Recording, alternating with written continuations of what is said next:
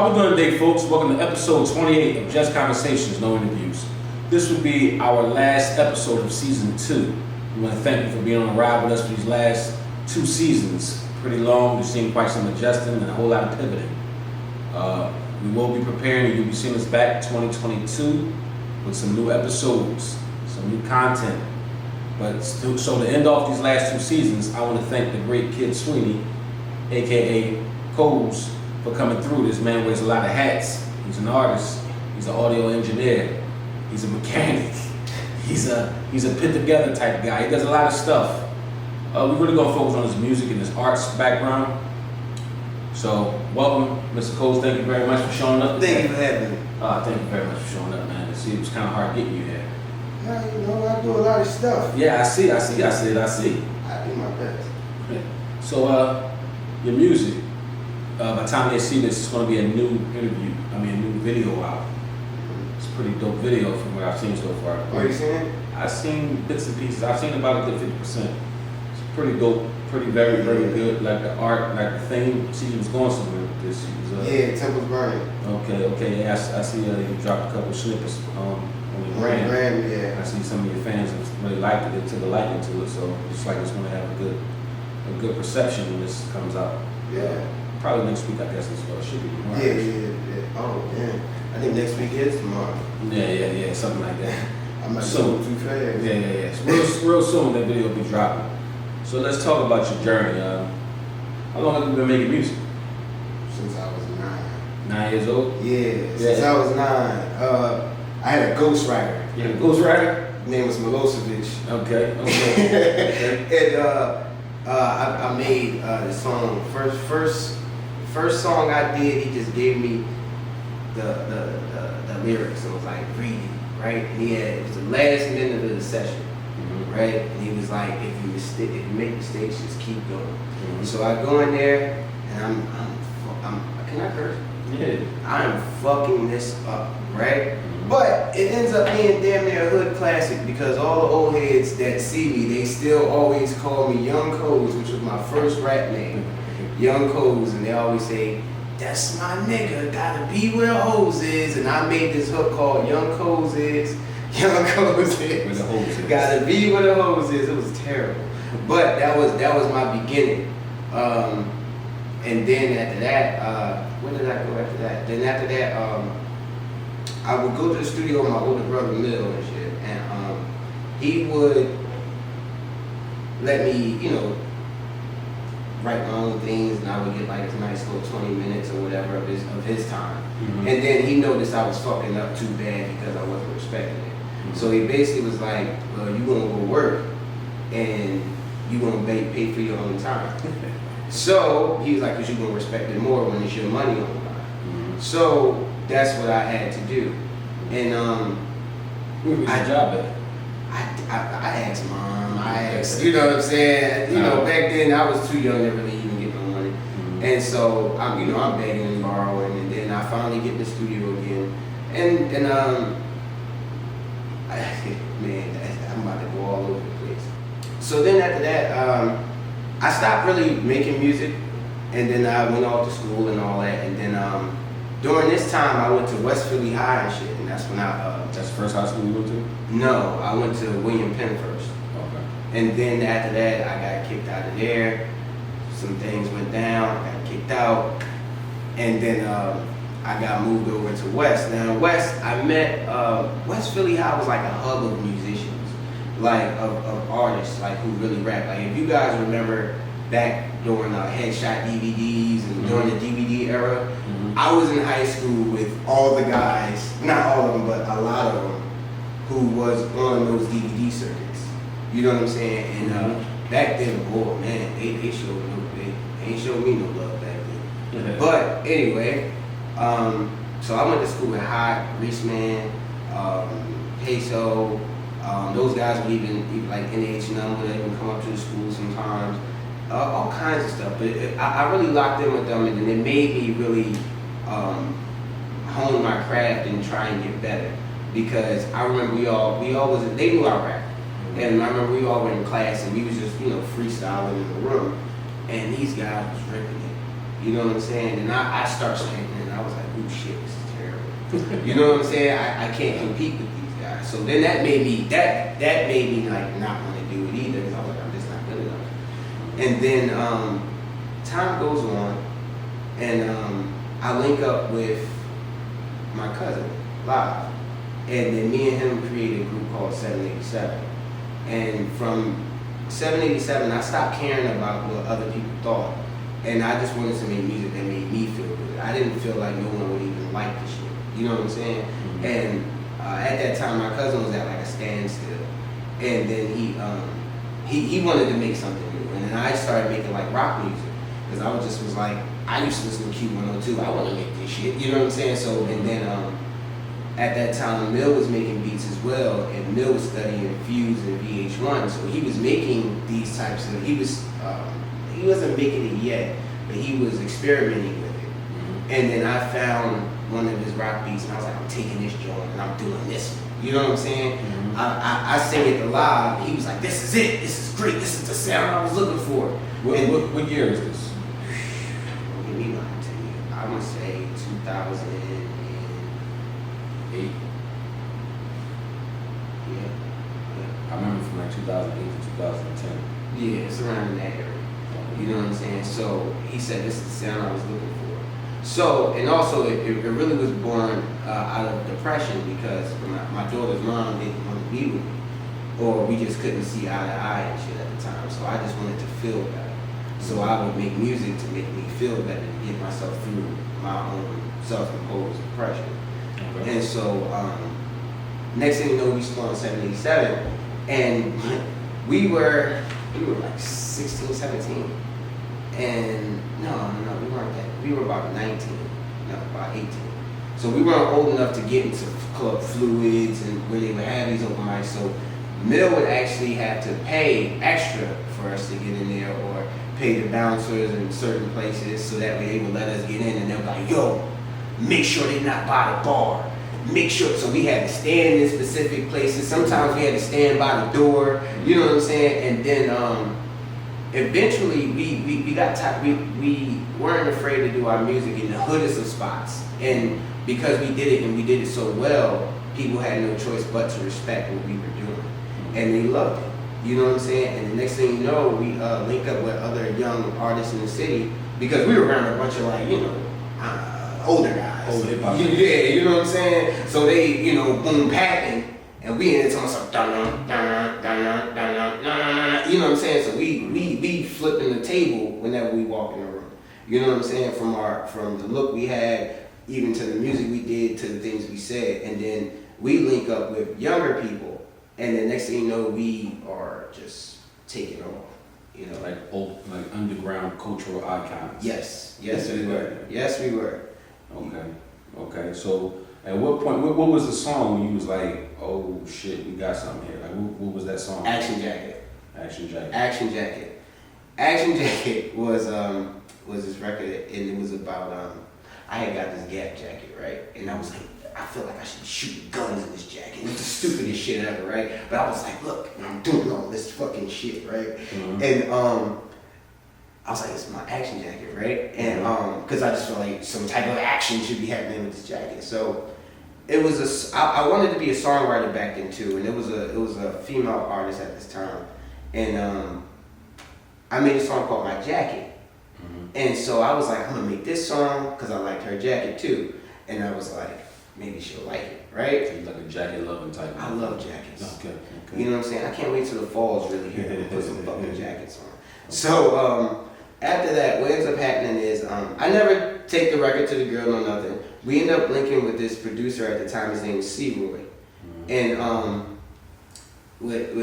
he made the beat, and so La was like, bro, this is Action Jacket. This is the song right here. I was like, we can't make Action Jacket because I got the song My Jacket. He was like, no, shut up. This is the move. And I was like, and Mill said the same thing too. So I bowed down and we made Action Jacket. And Action Jacket was one of the best times I ever shut up and listened. Yeah, you and your jackets. I remember 2012. Was it 2011? TLA. You had this The sequence sequence. jacket Yeah. that we all clowned you about. And now I see these same rappers wearing this same jacket. It's a Gucci jacket and all that shit. Your shit, I don't know what your shit was. I know it wasn't Gucci. But I see everybody wearing that same style of jacket that you wore in 2012 and we looked at you like you was fucking crazy. Yep. So I will say, like, from things I've seen you do in style to even when, let's speed up some to 2012, I think you started to change the sound of your music completely. And I remember there was a lot of kickback. A lot of people was like, this shit sucks. Oh yeah. We hate this shit. Oh yeah. This is the worst shit ever made. Oh yeah. Why are you doing this shit? And now now in 2021, which is the year now, all those people who said that are making music that sounds like that. And I'm not talking about one specific person. I'm telling you, everybody back then that said, why the fuck are you making music that sounds like this? Is me. Only person that had music sound like that was you, and then Future. And Future wasn't out to us. Future wasn't out. Future wasn't out, so it was just you, and everybody was looking at you like, what the fuck is wrong with this guy? This shit sucks. And then I saw the Futures coming, and Travis Scott came way later. Travis Scott really. He came way later, but he actually made it sound better. Now, of course, I guess at that time when you were recording, you didn't have access to make it sound like something. I had no template. I had nothing to copy off of. I had none of that. Only thing I had was myself and my ideas and my limited engineering ability back then. So I don't know about synths back then. So I got heavy effects. You can't hear what I'm saying. All this stuff, and people like, we can't hear what the fuck you saying. I was like, shut the fuck up. Yes, you can. You know what I'm saying? All you gotta do is shut up and just listen to the fucking music. You know what I'm saying? Listen to the feeling. It's the feeling. Listen to the feeling. Fuck the words. Like, you know what I'm saying? And now, that's all that's out now. Fuck the words. It's about the vibe. Yeah. Now, you know, they titled it. You know, same way how they titled it The Scene now, which was something that we created back then too. You know? Yeah, it's funny that like you and Live being two misfits, like you might say, out of the rapper, like the shit they wouldn't let y'all in, so y'all figured your own way in, and you know, unfortunately, didn't go the way it should have went for whatever reason. We're not going to dwell on that. Right. But it's funny that like being somebody who's on the sideline, watched it and saw it all happening, it's crazy to see how many other people picked up that baton and ran off with it. And I like from the look to the sound to the parties, like everything that you guys were doing. I mean, I know that, you know, some people went to LA and came back with the LA vibe back in 2010 or whatever. But it was the way it was presented to people, how cool it was made to look. It was what attracted a lot of people to it. So it's kind of crazy now when I'm watching it. Every time I see it, it's like every day, it's like a new person who is trying to break through the sound, but almost like when y'all were considered misfits is now the norm, and now the hard shit from back then is the misfit shit. Exactly. So when they had like Griselda and everybody, like, I can't believe they broke through. It was so hard. Like, and it's like, what the fuck? Like, that was the norm. Yeah. But you know, it's like everything did a 360. It's like a bunch of people chasing tails and people chasing things that were done. But me knowing you guys and seeing y'all actually created this. Yeah. It's like, it's crazy. And like now, like I We'll said, never get the credit.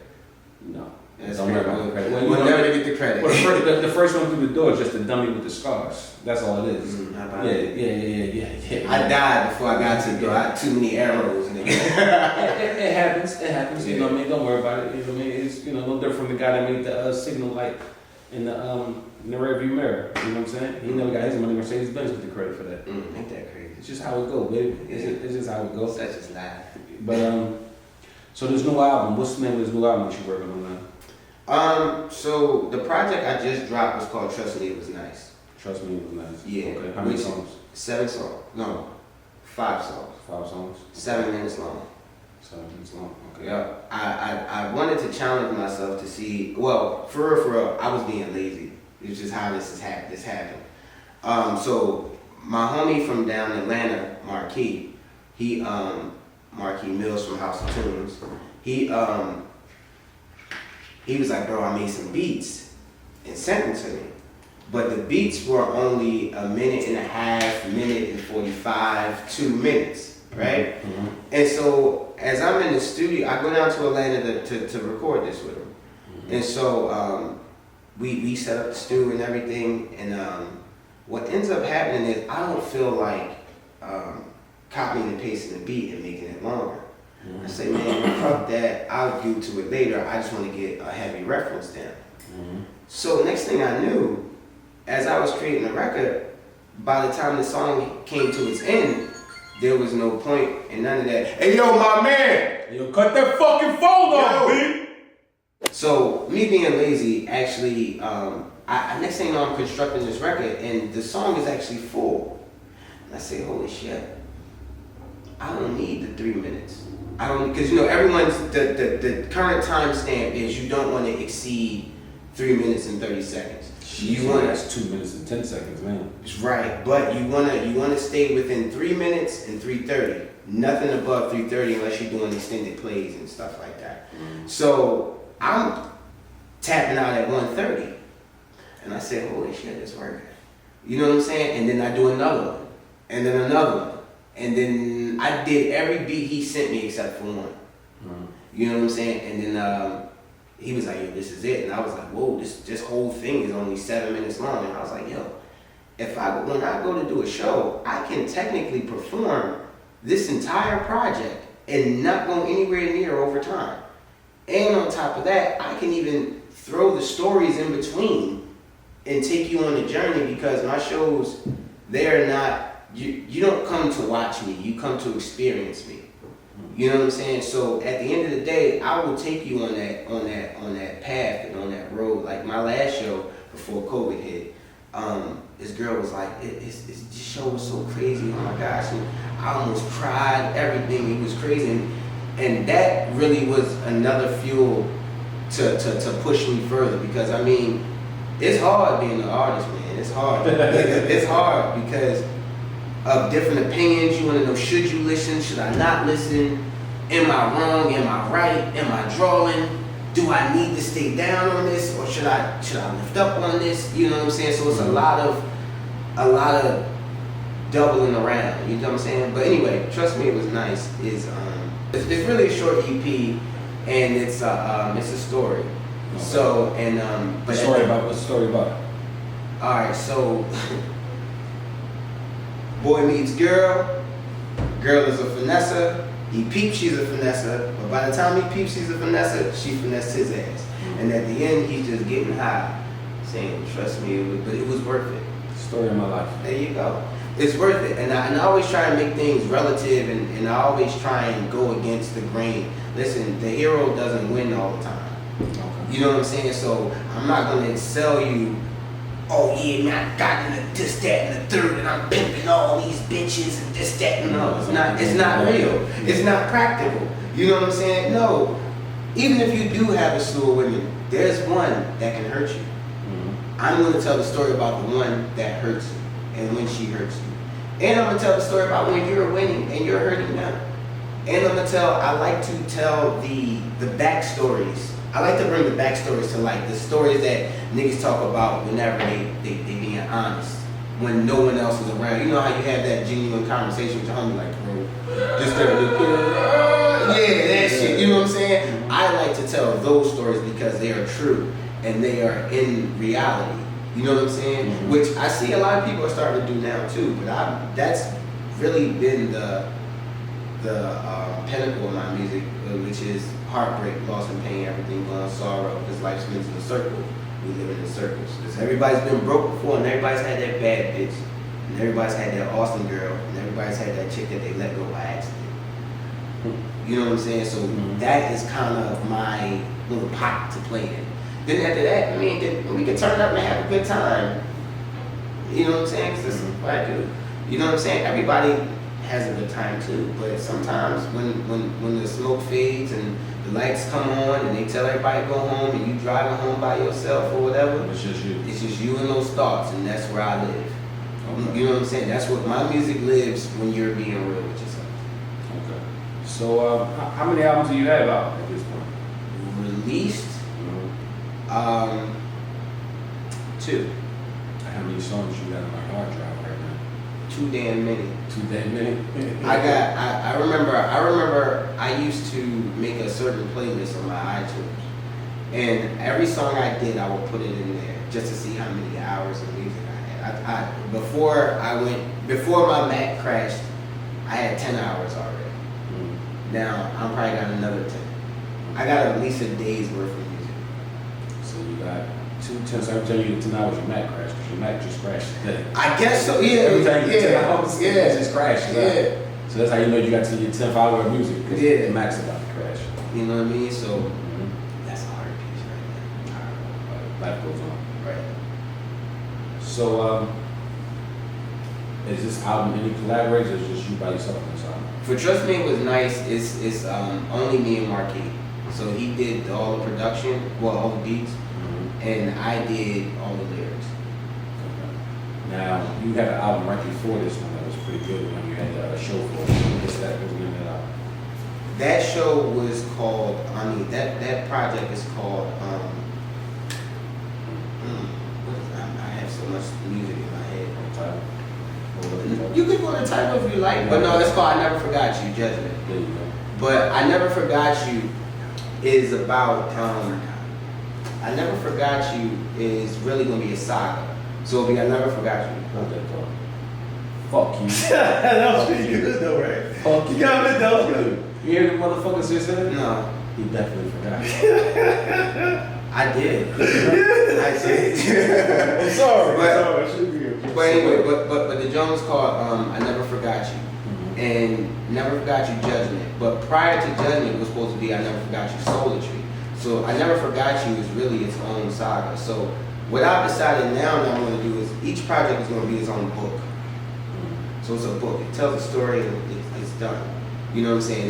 Now the next one may be a continuation. So this is I Never Forgot You started. Trust Me It Was Nice will live by itself. There will be another one after this. I don't know what I'll name it.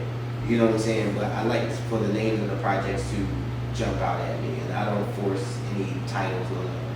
Okay, so on that album, you didn't really shoot the video. You gonna go back and shoot some videos for that album? Yeah, Okay. yeah. She makes some money. She makes some money. Yeah. That's all I want. She makes some money. Smoke till I feel. That's actually called Trust Me It Was Nice. And then the intro. So I know about these three so far. Now, what was the one that when you did everybody in the show went crazy? Like, this is my shit. This is the one that's You know, Rick, my show would be so It's crazy. it's the second to last song. My show would be so crazy, bro. I can't point that shit out. So is there any artist that you would prefer to work with at this point, or right now you just like to keep it like underground in-house? Man, honestly, I'm down to work with any and everybody. Okay. But the thing is, will they work with me? You know what I'm saying? That's pretty much where I'm at with it. You know what I'm saying? Some people you be like, hey, let's work, and they be like, sure, and they bullshit you. Yeah. And some people you be like, hey, let's work, and they be like, hey, yeah, I need this, and you be like, you're not worth that. You know what I'm saying? So it's like I'd rather evade those questions, and I'll wait for you to ask me. So you've been in quite a bit places around the country doing music. What scene do you appreciate the best in other cities? As far as other cities, Philadelphia, Atlanta. I like They've been Atlanta. in Wisconsin before too, I think. I've been to Wisconsin too. The most love. All right. Wisconsin, for the most love I received when they didn't know you from a can of fucking paint. You know what I'm saying? I went out there with Wu-Tang. So I went on tour with them, and we went out Wisconsin, and it was a great time. Shout out to my man Danny Blue, who passed away as well. You know what I mean? We were doing rock music out there, and they ate that shit up. We was we was autographing titties and everything. You know what I'm saying? So from not knowing you from a can of paint, Wisconsin, for grinding and receiving the love, Philadelphia. But for what I think the most bang for your buck is, if you can link with the right people, Atlanta. Okay. So that's where I'm at with that. I mean, I've been to Texas, I've been to Vegas, I've been to Cali, I've been to all over the fucking place. I've been all over, bro. So being an artist, you get to be creative. You have like a hub of people you work with. Or you just shoot yourself and just never vibe you pick it up at that time. If I'm creating music and it's just me, normally if someone I know who makes beats and they send me something, I always try and give them always the best I can. So I will even redo those records, you know what I'm saying, over and over. And then if I don't have anything in the tuck, I will go to YouTube. I have no problem with going to YouTube and paying those guys for those beats or those waves. I don't buy stems no more because I got burnt twice. So I just buy the wave and keep the ball rolling. Okay. Now also you also are executive in your own world. How you like the business side of it? When bullshit don't fall out the sky and fuck you, it's great. It's not too bad, but I mean, you need a team, bro. Because no man is an island. You know what I'm saying? You need a team. You need that person, even if it's just somebody to keep you on your game. You know what I'm saying? Like, one of the things I like about our partner Soda is that I could be down, and he not even know it, but that nigga can talk, bro, and get me back like, yes, I got this shit. You know what I'm saying? So like a preacher. Not a preacher, more like a hell of a motivational speaker. Ian Hawker. You gotta breathe. You gotta breathe. Yes. That's him. You know what I'm saying? So like that's one thing. Also too, even the hard criticism in terms of like shit. So now I'm talking with you sometimes, nigga. You gonna be the best rapper in your house, or you gonna be on some bull, or you gonna do it. You're right. You know what I'm saying? You need both, and at the same time, you still need that support as well. You know. So I mean, that's pretty much what it is for me. And your journey of making music, are you willing to do this at no cost? Like, no matter what, you like, so when you're like 60 years old, if you never make a hit record or anything like that, will you still be doing music at 60? I ask myself that same fucking question. What you come up with? I don't fucking know. I think I will still make music. And I'll fuck around and my fucking kids will find my shit and release that shit or redo that shit or sample that shit in some type of fucking way, and I'll pop like it's a black rock band. What's their fucking name? I don't know their name. You know their name, right? Bad Brains? Is that who they were? And the kids found their music and they was like, this shit is so amazing. What the fuck? No one even released this shit. These niggas had a whole documentary and everything. But it might, if I don't make it, it'll be something like that. Def something. Yeah. Oh yes, their name is Def. Yeah. Them. Yeah. So it'll call like that. Yeah. So now, are you going to shoot a video for every song on this new project? I would love to. Is that the goal, or you going to, what do you want to do with it? See, I would do it, but I need the support to do it. So I mean, if I can get my guys to be like, this is the way, then this is the way we're gonna go. Because the video you shot was not the original video that was actually supposed to come out, correct? What was supposed to be the first video? The first video was supposed to be She Makes Some Money. She Makes Some Money.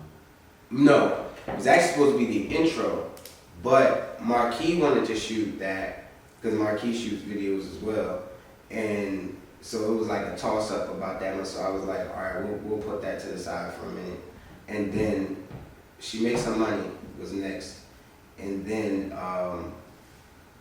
but I ended up making this one-off, you know what I'm saying, called Temples Burning. Okay. And Temples Burning is a part of the original project. Temples Burning is a one-off. It's just a one-off record. Oh, it's a one-off record. It had nothing to do with the project. Nothing like that. Just a one-off. Oh shit. So that's a single then, Mm-hmm. on platform, on streaming platforms. Mm-hmm. Okay, I got you. And the whole album. So what's going to drop then? Did the Temples Burning drop yet?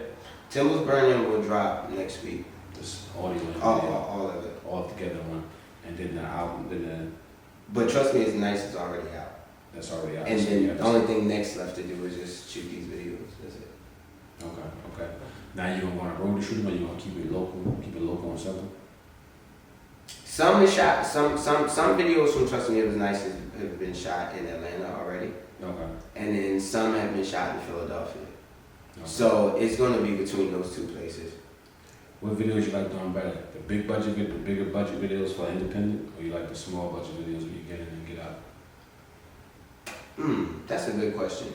Truth be told, whatever gets the point across. Okay. So certain records need a budget to get the point across. Mm-hmm. In certain records, you don't need a budget to get the point across. Like Temple's Burning, there was no budget there. You know what I'm saying? We just shot that joint, but I knew in my mind artistically what I wanted to do, and I knew it didn't really require anything.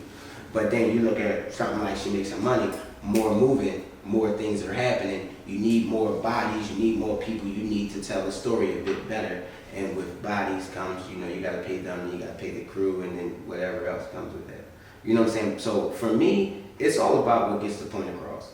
Like, so I'm not gonna say I like low budget versus bigger budget, whatever gets the fucking point across. Because sometimes you ever seen somebody shoot this over the top video, like around the time when $1 Million videos was going out of style. So you ever seen at times, it was like, why the fuck did they do all this? Think about Nice and Slow, Usher video. I want to take it nice and slow.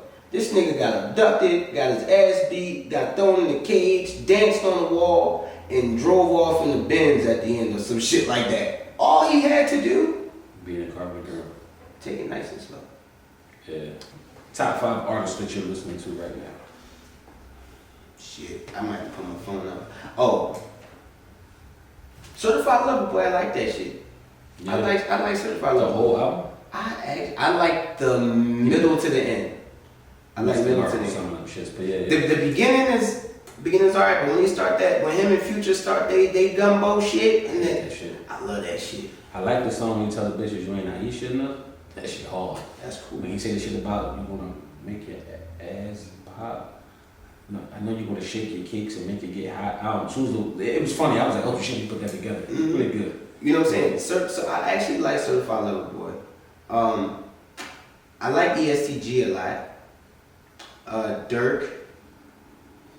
Baby is in there. Who else? Jaden fucking Smith. Yeah. Jaden Smith, bro. That nigga is the ultimate artist. You know why? Because he does not have the pressure. He got the pressure, of course. But he ain't gonna be homeless. He ain't gonna be You know what I'm saying? He gotta take care of his mom and dad. Right, you know what I'm saying? So like he is actually, my homie Scott said this shit to me years ago, and he was like, bro, he is the only unlocked artist. I was like, what do you mean? Then until fucking that what the fuck is that? CTV, what the fuck is that shit called? But Cool Take 3 or whatever, the shit with Cabin Fever, that shit was amazing. You know what I'm saying? I love that whole fucking album. You know what I'm saying? And it's just artistry. It's just happening. It's just beautiful fucking music. No guns, no extra shit. He has his moments of oh shit in there, then his moments of bliss. It's a good fucking project. You know what I'm saying? Mm-hmm. ESTG, Now that nigga got plenty of guns in his songs. yeah, man. See, that's what I'm saying. I go from parallel to parallel. You know what I'm saying? So I gotta go from, because you never know who walks in the studio, and you gotta be prepared for whatever. Okay. Because I'm a producer. I don't make beats, but I can produce a session. So like pop that. Yes. You know what I'm saying? So at the end of the day, like, I never want to be handicapped with anyone who walks into my studio. Okay. You know what I'm saying? I don't want to be that guy like, Well, you know, I got my man, he be doing that shit. I be fucking with the rap shit. no, it's not me. Wherever you want to go, we gonna go. It's funny, I was watching Into the Wu-Tang, and I don't know who this producer was, but it's when Raekwon was doing his songs, he was working with this whack-ass producer. And the nigga was supposed to work with G-Rap at that time, and he was working with all the big name people. And he was trying to give everybody the same sounding beats. Mm-hmm. And when RZA walked in and heard what Raekwon was rapping, he was like, this shit is horrible. Like, this is some horrible shit. You know what I'm saying? So I'm just like, what you're saying is some true shit. Like, you gotta be able to hit the pocket of the artist more so to be able to hit, you know what I mean? Than more so just be making whatever you want to make. But what I was saying is, when I produce records though, I first thing I need to find out is, So you more so arrange records. I can arrange. I can't make beats. That's the only thing I can't do, and I hate that people really muddy that word producer, and they tell you that a producer is a beat writer. No. You got people like Timbaland and Pharrell who are super producers. They make the beats and construct the records. You see what I'm saying? And then that's how that shit got muddy. But no, you have people who can walk in the room and just, they don't make shit. They can't even rap. They just know how this shit's supposed to go. You know what I'm saying? And that's what I enjoy. Like, I've done it before. Like, I ran sessions and not touched the board. You know what I'm saying? You got your engineer, you got your producer here, you got your artist here, and then you say, okay, cool, give me this, do. You yell out the effects and shit that you may want, and he does it, and you tell him however much more or less you want with numbers. You know what I'm saying? Because when you speak with numbers, they like that shit. You know what I'm saying? So you speak with numbers, I want 30%. You know what I'm saying? Okay, cool, put it on this, put it on the send, and then I want this on the tail end, and you put that only at 15. You know what I'm saying? Mm-hmm. That kind of shit. But when you give in direction like that, the engineers do that. And a lot of people get engineers mixed up with producers, because artists have to understand, when you go into a studio, you got to understand that it's not the engineer's job to tell you about the song. All his job is to press the record button. That's it. He's not even supposed to mix the record and in terms of adding effects. He doesn't even have to do that. Only thing he truly has to do is, you like it? Yeah, I like it. Cool, next spot. What you want to do? Doubles, what you want to do? I'm going to do this. All right. You know what I'm saying? That's all the engineer does. You know what I'm saying? Then you have a mixer who comes behind him, and he makes that shit something else. You know what I'm saying? But the producer is usually in the process of at least the mixing process. You know what I'm saying? But he should be there for the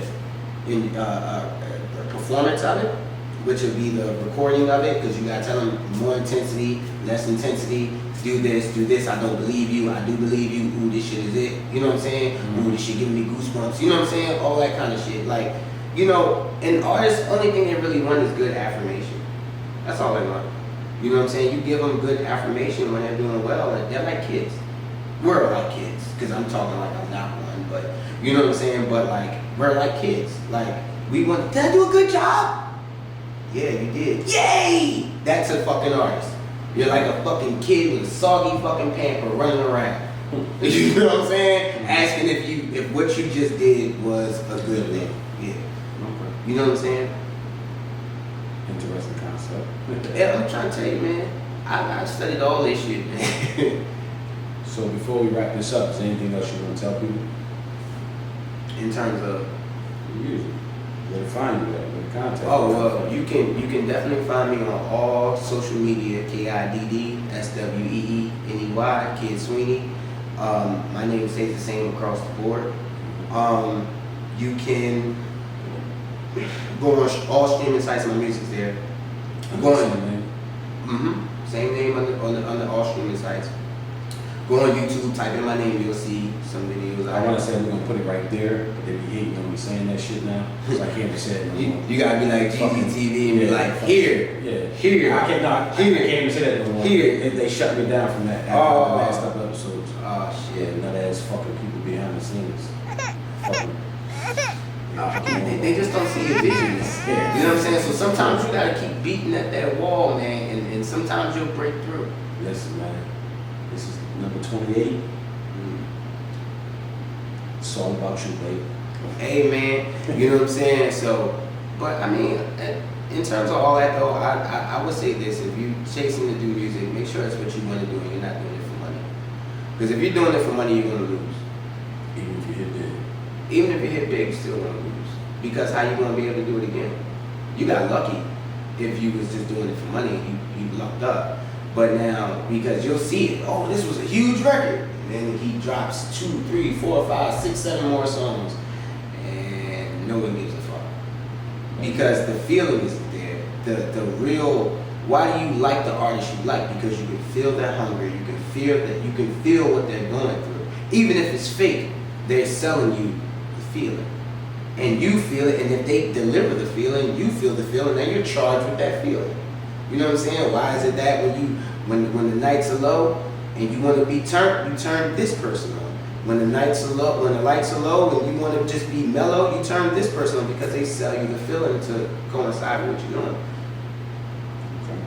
So, again, this was number 28. Glad you made it out here and make it. Always. Remember to like, share, subscribe. Thank you for tuning in with us. Again, it's the end of season 2. So we will be back up starting 2022. But even in the interim, you will please look at us on Instagram and Facebook. We will be dropping little mixtapes and stuff like that. Little gifts, little game, little bit of knowledge here and there, putting people up on things. So again, it's just conversations, no interviews. We'll see you on season 3. Thank you very much.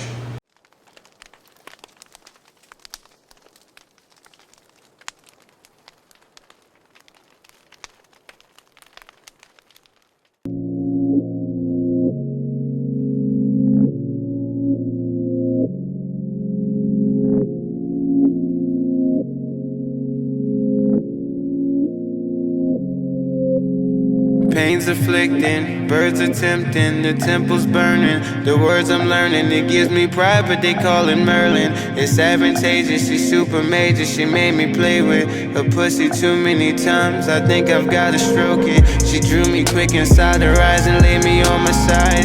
She killed my prophets, killed my mind, seducing genocide. I came alive, I prophesied, no one out of line. I knew on that day of sublime, I knew that I would cry. My mama named me something nine. My daughter's so divine. My twins are on my mind. My son is on my prayer. In those nights we laid in wait. Sky was dark with no escape. See the days I saw. In those nights I prayed. How can I call? My children never see these kinds of days. How can I call? How can I fall? How can I draw? Break all low. We slipping slow. How to control? Tokens on gold. Now we on go. Show no more. Shepherds broken, them killers lurking, possessions frozen. You know the serpents, they fast approaching, can't close the curtain. They told me smoke them when my heart was open. Entrap the unprovoking. This weed is how you know I'm blowing. Don't you mention, say goodbye. I'm still spinning. She was on, she just grinning. Alright, I might win it. It's enough sins and forgiveness. It's a lie, but we listen. Baby, I'm still spinning.